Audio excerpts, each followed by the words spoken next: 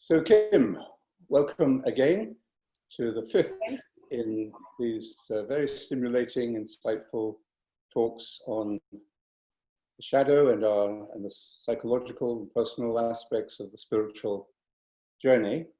And I think this week you're going to be speaking about how we discover the qualities of a child and within ourselves, and you're going to be speaking about preparation for meditation, mindfulness as a preparation for meditation, and drawing on some of your old friends from the desert tradition.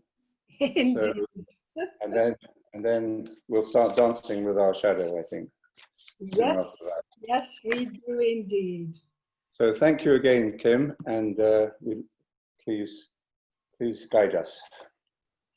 Okay, well, at the end of one of our conversations, when I'd been talking about babies and young children up to the age of 5 years living at first totally and then gradually less so out of their right hemisphere, you asked me a question about the difficulties children have to visualize a treat in the future as a real treat. And I answered, but when I had switched off Zoom, I realized what I should have answered. And immediately I was pleased I hadn't, because I can now do so in more detail. I love this beautiful saying of Jesus, unless you turn round and become like children, you will never enter the kingdom, as it says in Matthew. Now, we've already discussed how children operate mainly from the right hemisphere and therefore have direct access to the kingdom, ultimate reality. If we add to this a saying of another favorite of mine, Meister Eckhart, he said, among names, now is more appropriate than he who is, for he dwells always anew in a now without ceasing. Therefore, a child, being in touch with divine reality, also lives in the present moment. So the future means nothing to a child. Well, there you have it. That's the answer I should have given then. But unfortunately, or fortunately, we have to survive, so fortunately perhaps, children grow up and they're taught to concentrate more and more on the left hemisphere with its logical, rational ego in charge. That's what schooling does. So that's why once children become adults, and some more than others, they have to turn around back to being a child. And if you look at the word that was used in the translation of scripture, the word metanoia, that actually means, that turnaround means a transformative change of mind. And this is what we've been talking about. Transformative change from using the learned approach of our left hemisphere to back to home. That's why so many people in meditation call that coming home to the right brain. And there is something else I noticed as I watched my children as they were young and as they grew up. There were 3 qualities they had which are wonderful. First of all, they totally relaxed. Even if they fall in the playground or whatever, when I held my heart in my hands, they weren't badly hurt because they were relaxed. Then, as we heard, they live in the present moment, and they have this wonderful one-pointed attention. You try and call a child when they're deep in play, they won't hear you. And they're not being naughty. They are so absorbed in what they're doing. And these three qualities, most of us have lost. But those are the ones we need to turn around. And those are the essential qualities of meditation. Now, I find it interesting, thinking of humanity's long-term evolution, that from the 60s and 70s, these three qualities, relaxation, one-pointed attention, and living in the present moment, are the ones that attracted so many people to meditation.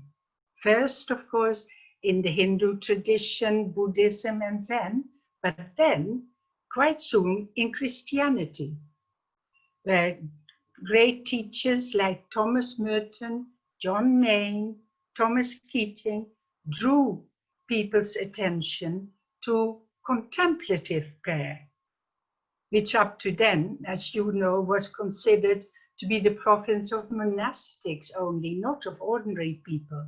But there was John Main, and he said, it is Christian meditation open to all. But we're talking about contemplative prayer. And you, Lawrence, are still spreading the word of this important discipline, along with other teachers like Richard Rohr. So those three qualities are essential, and they're now being taught in the secular world too. It started with a wonderful man, John Kabat-Zinn, who was an MD, and he had been practicing Buddhism and come across mindfulness. As you know, Buddhism has various stages of mindfulness. And he took the initiative to introduce this discipline in his setting, in this medical secular setting, to help his patients. And this, as mindfulness meditation, as he then called it, has been incredibly helpful and effective. By teaching the three qualities, it has helped people cope better with illness and combat stress. It now appears in our world in many forms, and actually just at the right time, as stress is a major factor in causing ill health. And then often people discover their spiritual side, and they seek further into a meditation as a spiritual discipline. If you're meditating or not, these three qualities are also needed in this time of crisis. To be able to relax and stay in the present moment in daily life, letting go of justified fears about the future with its uncertainty, and paying attention to all that is happening in us and those around us. It's not just about us, it's about people around us. And by paying attention to others, we start to understand them better. We see some of ourselves reflected in their difficulties, and we get more compassionate. Our relationships improve, and by staying in the now, it also becomes easier to let go of resentments with their roots in the past. So I'm very, very happy that this has been happening over the last, 50, 60 years now? Well, I'm going to give you a surprise. Who do you think was my first teacher of mindfulness? Well, I'll help you. It was Evagrius of Pontus, a 4th century Christian monk in the Egyptian desert.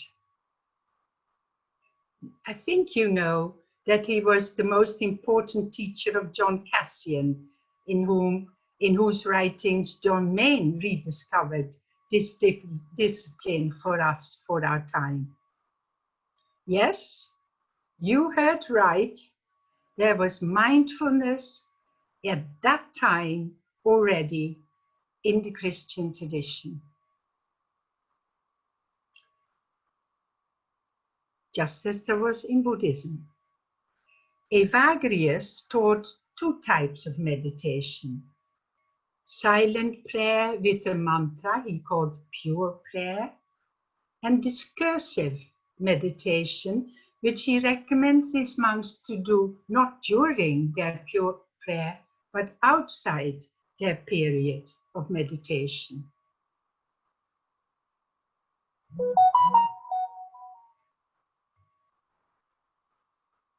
He stressed that meditation, contemplative prayer, combined with this mindful reflection in the periods between actual prayer, is a powerful and helpful discipline, which leads to self-knowledge. And we need self-knowledge to go through that first, to have a real sense of the presence of the divine. Topic also dear to your heart, Lawrence. Evagrius called the road to self-knowledge purifying the emotions. Now, we've already looked at how we can deal with the emotions of sadness and irritation and even anger. We met in the first level, below our rational awareness. Well, let me tell you a story. You've been waiting for this story, admit it, that illustrates what we were talking about, namely, acknowledge the emotions, accept them, don't repress them again, and especially don't act them out and blame others for what is in you. It's one of the desert stories. A brother was restless in the community and often moved to anger. So he said, I will go and live somewhere by myself. And since I shall be able to talk or listen to no one, I shall be tranquil, and my passionate anger will cease. Well, he went out and lived alone in a cave. But one day he filled his jug with water and put it on the ground. It happened suddenly to fall over. He filled it again, and again it fell. And this happened a 3rd time. And in a rage, he snatched up the jug and broke it.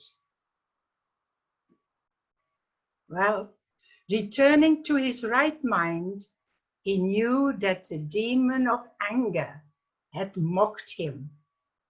And he said, I will return to the community. Wherever you live, you need effort, patience, and above all, God's help. Well, there is a temptation to say, yeah, that was his problem. This isn't mine. I'm afraid many of us behave exactly like this monk, and we deny that some aspect of our being is really ours. We keep them repressed. But that is uncomfortable because repression takes a lot of energy. And so unconsciously, to get rid of that, we project them out onto others. With the result, how can you love them? They have a quality you were told was not proper and therefore was repressed. Or you idealize them because they have a quality which is actually in you, but again denied. And doing so, you don't see the person as they are. You deny them their real being. And this causes problem in the personal realm, but look around the world and see what we do there. Jung said, projections change the world into the replica of our unknown face. So keep in mind, next time, when you dislike a person, what is it in you that's resonating?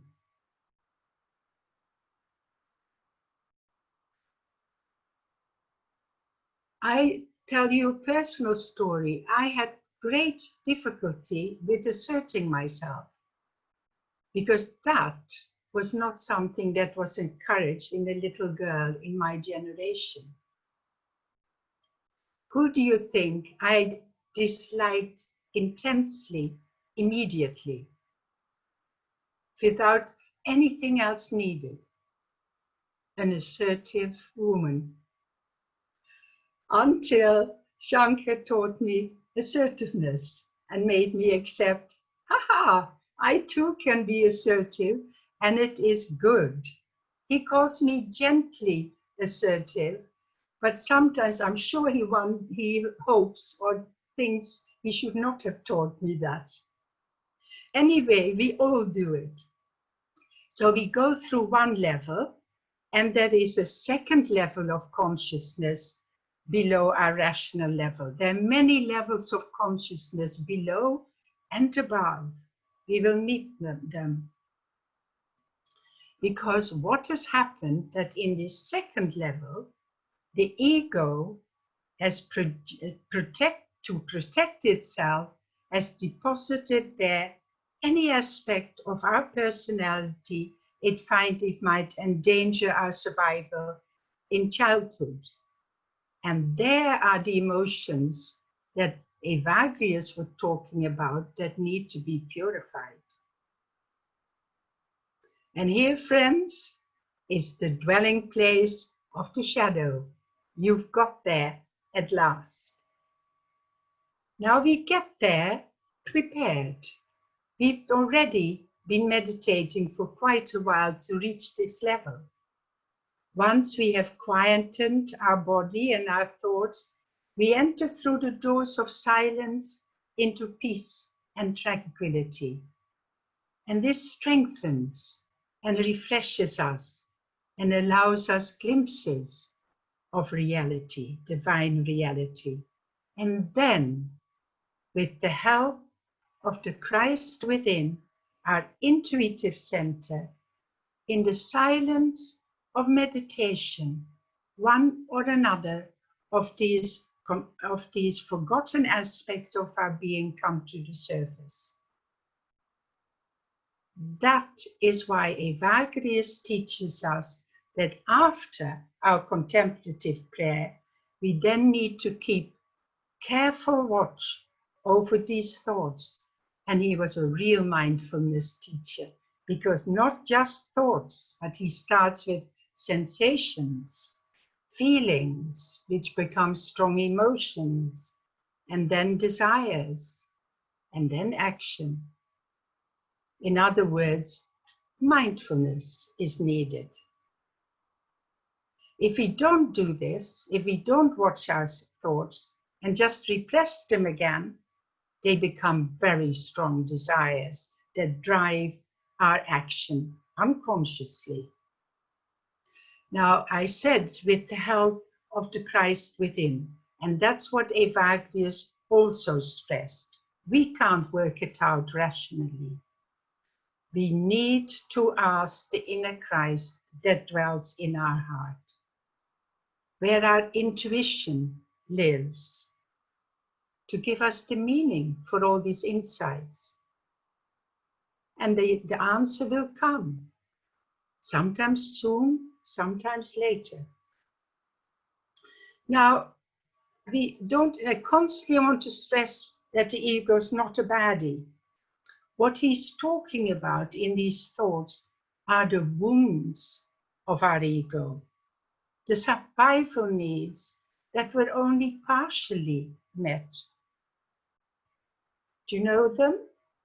Love, we all need them. Love, security, esteem, power and control, and pleasure.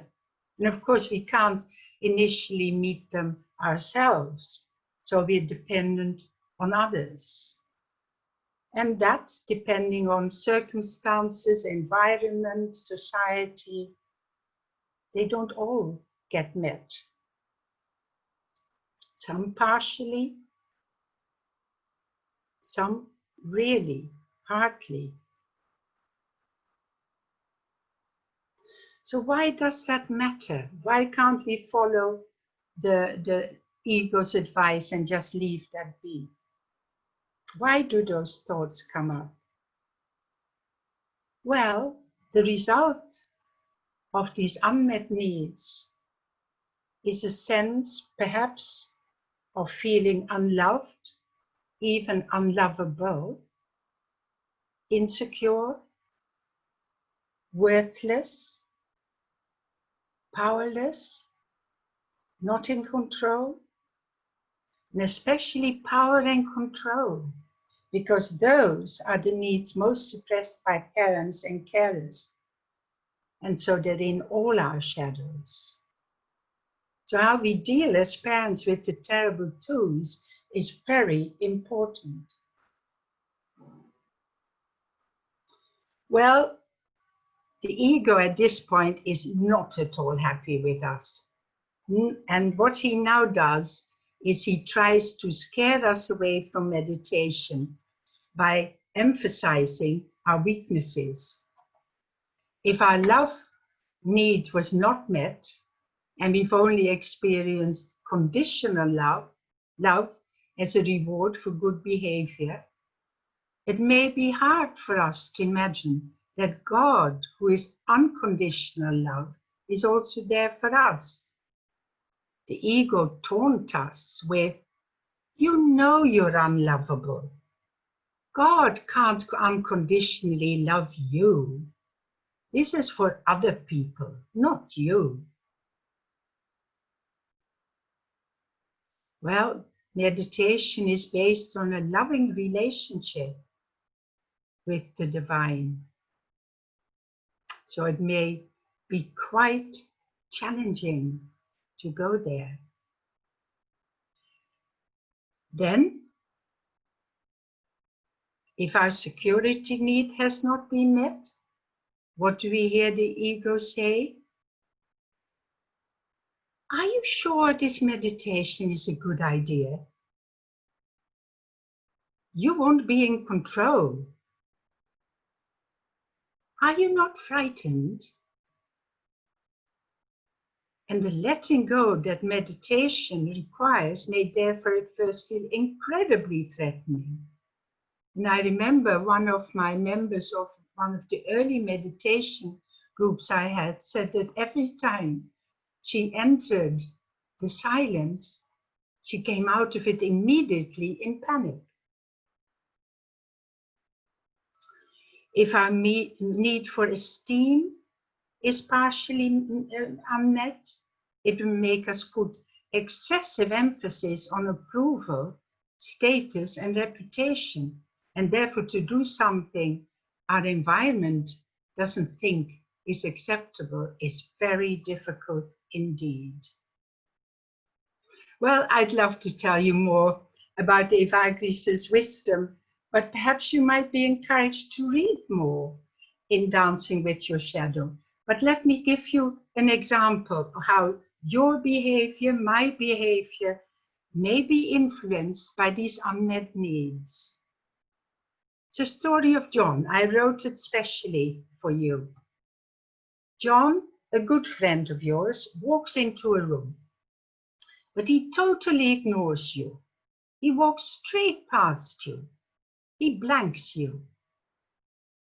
Your initial reaction may be, what is the matter with him? And soon after that comes, what have I done now again? Well, if he wants to be like that, that's his affair. Why should I care? And a little later comes the niggling thought, well, it's not really surprising, is it? People never really like me for long. And off you go, playing your emotional tape of being basically unlovable and always rejected. And what happens? You lose a friend. Now consider the same scene without unconscious drive of emotional buttons.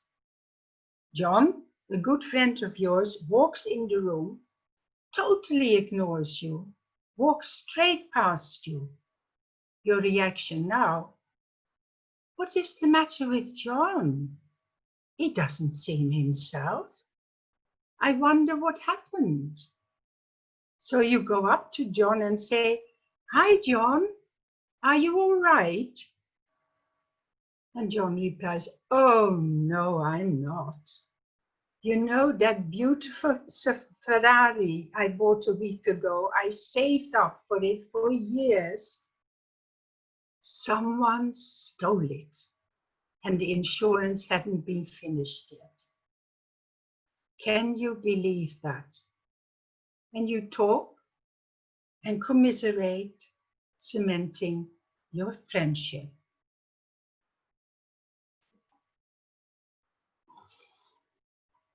Well, finally,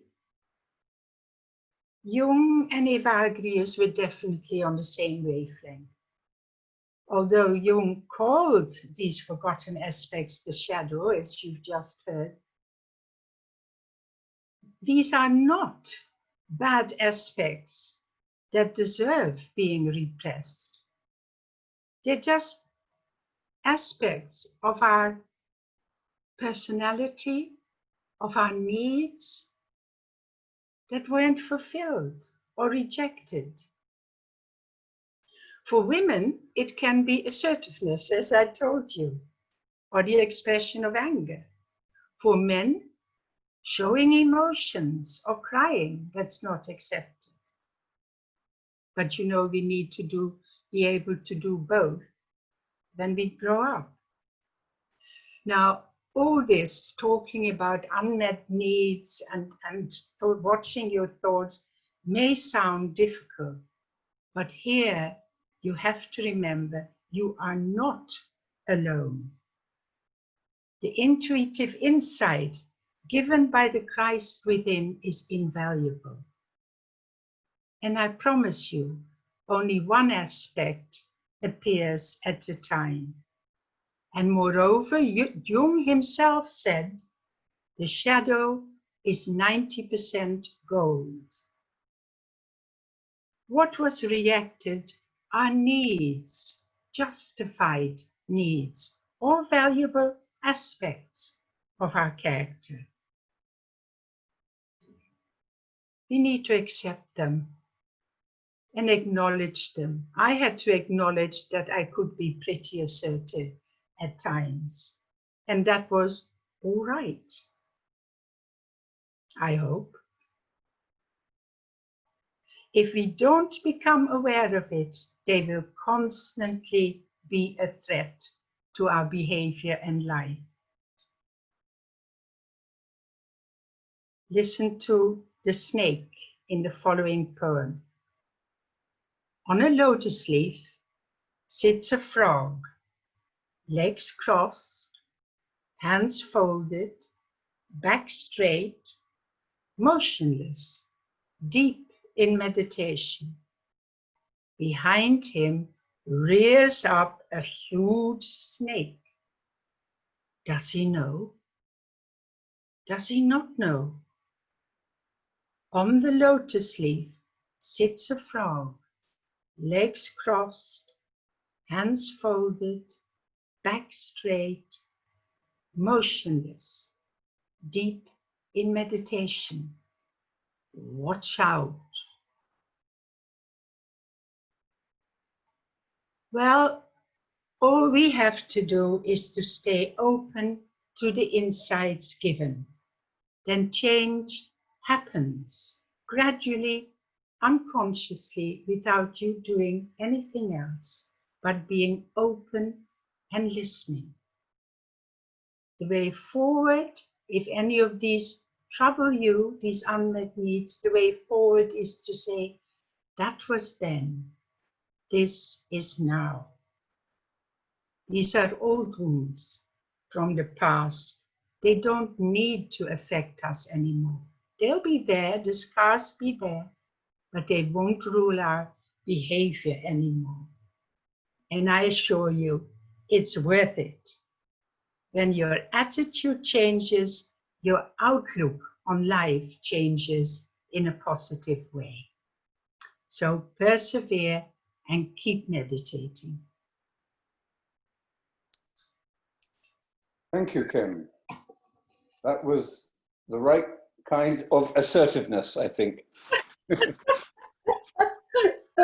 And certainly very useful advice. And it always seems to me that it's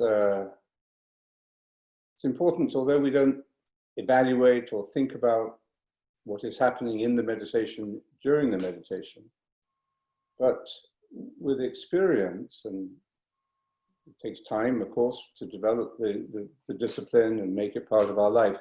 But in time, it begins to give us a certain kind of knowledge and awareness and insight that we didn't have before. And yeah, it's important to have that expressed or articulated as well. And I think you really have helped us to do that. It's not jumping the gun, but it's understanding what is happening in the process. Yes. Self-knowledge is it's a how would you describe self-knowledge to the meditator who's beginning? What kind of different understanding or insight into themselves would they have through meditation? Could you? Yeah, this is a very quick answer to that. Self-knowledge means knowledge of your real self. And to know that what you take as your real self is just a surface. Yeah. So that is what is happening in us. Slowly we become more and more aware of our real self. And then you see the two help each other. Mm. The ego helps the real self to understand what is going on. Mm. And the real self influences the behavior of the ego. So that is also a dance, you see.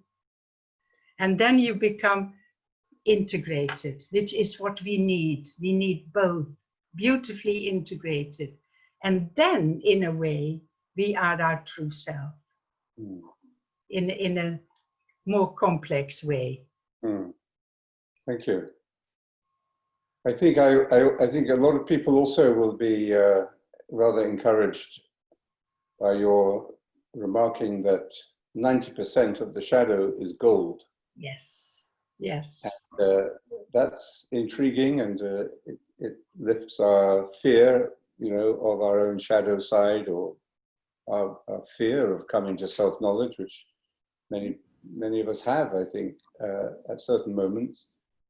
But it also is a good warning, because the 10% that isn't gold it's also there. can be very dangerous and destructive. Yeah, but it's a small part of the whole. It is. It's interesting that Evagrius pointed out that the 10% that is not gold was greed envy, and seeking esteem. And of course, we don't see those in our world, do we? Never. I'm going to be, anyway. Thank you, Kim. That was another very rich teaching, and we'll give people time to process that and listen to it. And again, send in any questions or comments they'd like to share with you. And we'll meet again next week. Okay. Thank you very much. Thank you.